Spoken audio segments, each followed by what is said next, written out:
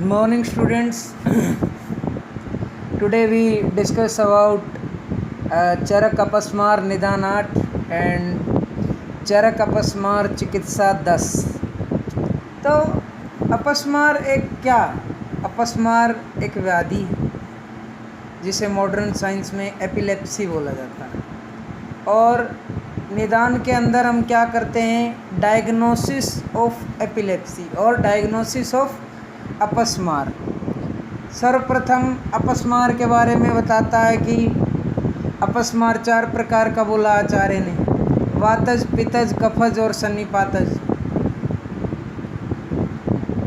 अपस्मार का निदान बताया आचार्य ने, क्या कहता है, रजस्तमोभ्याम उपहता, मतलब when the mind of an individual is overshadowed by रज एंड तम दोष।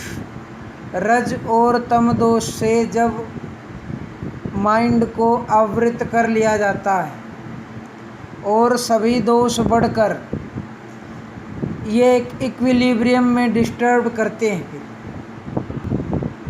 अहित, अशुचि भोजनात्, चिंता, काम, भय, शोक, उद्वेग, ये सभी अपस्मार के निदान बतलाए गए हैं। एपिलेप्सी किसको कहता है?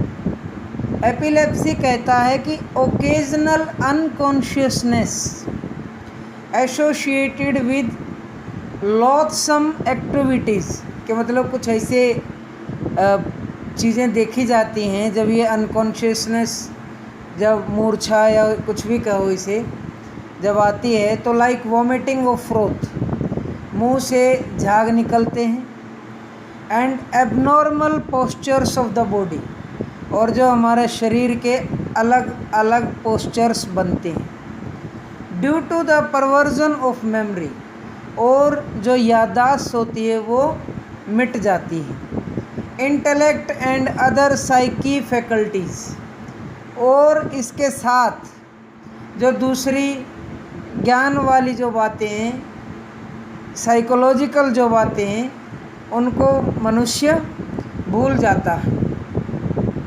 पूर्व रूप क्या बतलाए? जो रूप नहीं है उनको देखता है, गिरता है, नेत्रा, जिह्वा, भ्रू में फरकराहट होती है और लाला स्राव, सलाइवेशन ज़्यादा होता है। मतलब कहता है कि जो रूप नहीं है, जो विद्यमान नहीं है और उसको देखता है, और जिह्वा, नेत्र, भ्रू में फरकाहट, कहता है contraction of the eyebrows, irregular movement of eyes, hearing of such sounds that are not exist, उन आवाज़ों को सुनता है जो विद्यमान है ही नहीं, excessive discharge of saliva and nasal excreta, disinclination of food, anorexia and indigestion, cardiac spasm, distension of the lower abdomen with gurgling sound, आधमान होता है पेट में, गुड़गुड़ाहट होती है पेट में, भूख नहीं लगती है, इंडाइजेशन हो जाता है, और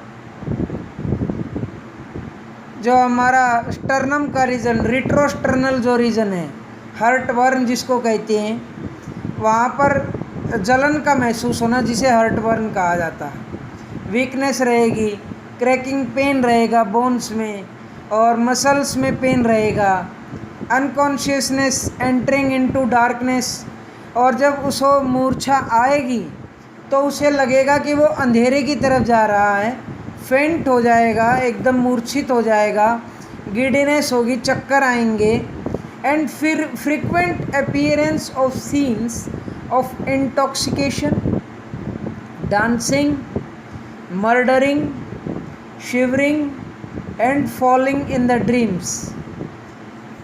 there after the epilepsy is manifested, और इसके बाद आपको अपस्मार के लक्षण दिखाई पड़ने शुरू हो जाते हैं। क्या कहता है इसके लक्षण में?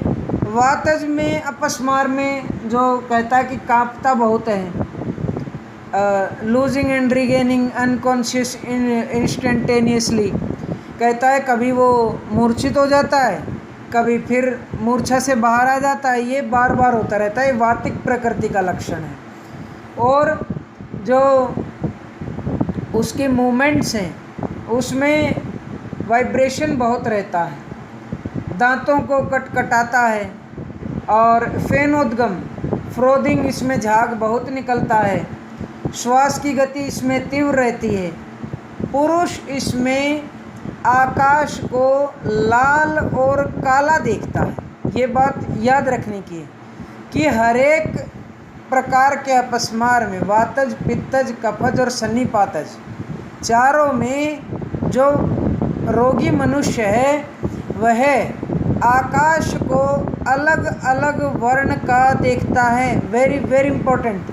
कहता है वातज अपस्मार में, projection of eyeballs, incoherent speech, vomiting of frothy matter, excessive heaviness and rigidity of neck, bending of the head to one side, irregular contacted fingers, instability of upper and lower limbs, reddishness, dryness and brownishness of nails, eyes, face and skin।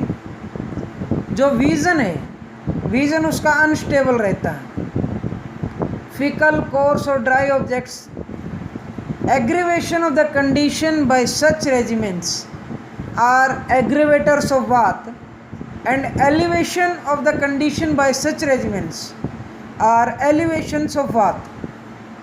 कहता है कि ये जो सभी लक्षण हैं ये सब बढ़ते हैं जब वातिक प्रकृति का या वातिक गुण का भोजन अति मात्रा में करता है। नेक्स्ट है पित्तज अपस्मार। पित्तज अपस्मार में कहता है पीला फेनोद्गम करता है, येलो कलर का फ्रोदिंग करता है, शरीर, नेत्र, मुख ये सभी पीले पड़ जाते हैं। तृष्णा, प्यास बहुत लगती है, शरीर गर्म बहुत रहता है।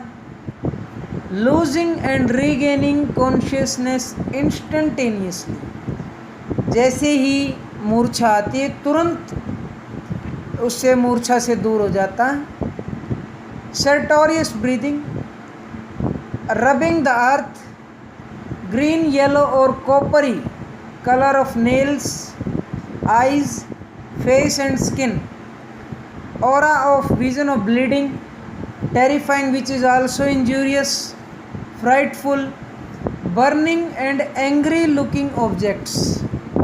और ये सभी लक्षण पैतिक गुण वाले भोजन करने से अधिक मात्रा में बढ़ जाते हैं।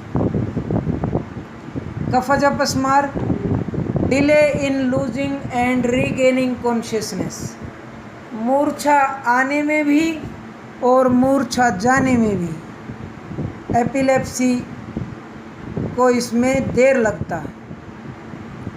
फॉलिंग डाउन, गिर जाता है।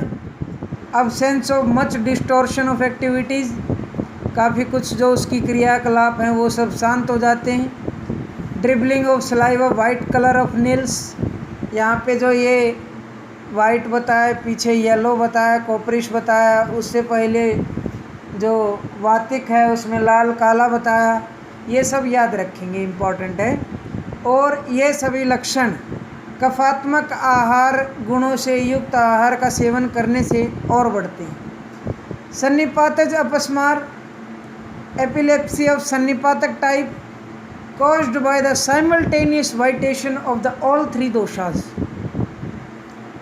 जब ये तीनों मिलकर सन्निपातिक अपस्मार को क्रिएट करते हैं, the symptom of all three doshas that were described above, जो तीनों दोषों के लक्षणों के बारे में जो ऊपर बताया गया है वो सभी मिश्रित रूप से विद्यमान रहते हैं।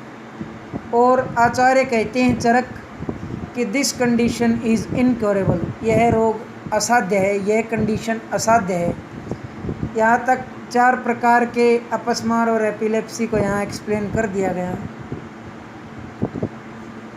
इसका ट्रीटमेंट के अगर ऊपर बात की जाए तो strong elimination and elevation therapies, depending upon the specific requirements, वमन विरेचन वस्ती आदि का कहता है। When the associate with extrinsic positive factors, और जब कोई भूत प्रेत, काम क्रोध लोभ मोह ईर्ष्या द्वेष मात्सर्य आदि रोग राग आदि नाम जो अधारणीय वेग हैं उनसे कोई उत्पन्न होता है, मूल रूप से इसमें धारणीय वेग जो बतलाए गए उनके कारण भी एपिलेप्सी उत्पन्न हो सकता है, अपस्मार उत्पन्न हो सकता है। इसलिए आचार्य वहाँ पर मंत्र आदि चिकित्सा के लिए बोलता है, और दूसरे जो स्ट्रॉन्ग एलिमिनेशन और एलिवेशन थेरेपी के लिए बोलता है, वहाँ पर रोगी के अधारणीय वेगों के कारण उत्पन्न होने वाले रोग उसकी वजह से बोलता है। इसका माइथोलॉजिकल ओरिजिन और ट्रीटमेंट आचार्य ने बोला कि during the destruction of Daksha sacrifice, गुल्म पहले उत्पन्न हुआ first due to aggravation in their body because of fling, swimming, running, flying, jumping, ये सब करने के कारण प्रमेह उत्पन्न हुआ, फिर कुष्ठ उत्पन्न हुआ due to the fear appearance and grief. अपस्मार एपिलेप्सी कैसे हुआ? Due to coming into contact with various type of unclean objects, अशुचि और अहितकारी भोजन के निकट आने और भोजन के अलावा वस्तुओं के निकट आने, उसके कारण यहाँ पर अपस्मार रोग की उत्पत्ति बतलाई है। ज्वर भगवान शंकर से उत्पन्न हुआ है। रक्तपित्त उनके हृदय राजयक्ष्मा चंद्रमा से, और due to excessive sexual indulgence, ये सब यहाँ पर इसलिए बताया गया है कि आप लोगों का आयुर्वेद में एक सैद्धांतिक और कि हमारे पूर्व में ये सब लिखा गया है उसको बतलाने के लिए आचार्य ने ये बताया है। आचार्य क्या कहते हैं चिकित्सा सूत्र में, जो हमने आपको पहले बताया कि तीक्ष्ण से अर्थ लिया गया है स्ट्रॉन्ग एलिमिनेशन एंड एलिवेशन। तीक्ष्ण वमन और नस्य के लिए आचार्य यहाँ पर बोलता है। वात के लिए वस्ती श्रेष्ठ है, सभी को पता है। पित्त के लिए विरेचन श्रेष्ठ है, और कफ के लिए वमन श्रेष्ठ है। इसी के साथ हम यहाँ आज अपस्मार का पार्ट फर्स्ट ख़त्म करते हैं, और सेकंड पार्ट के लिए आप लोगों को वेट करना है। Thank you so much. Stay home, be safe, subscribe my channel, like, share and comment. Thank you.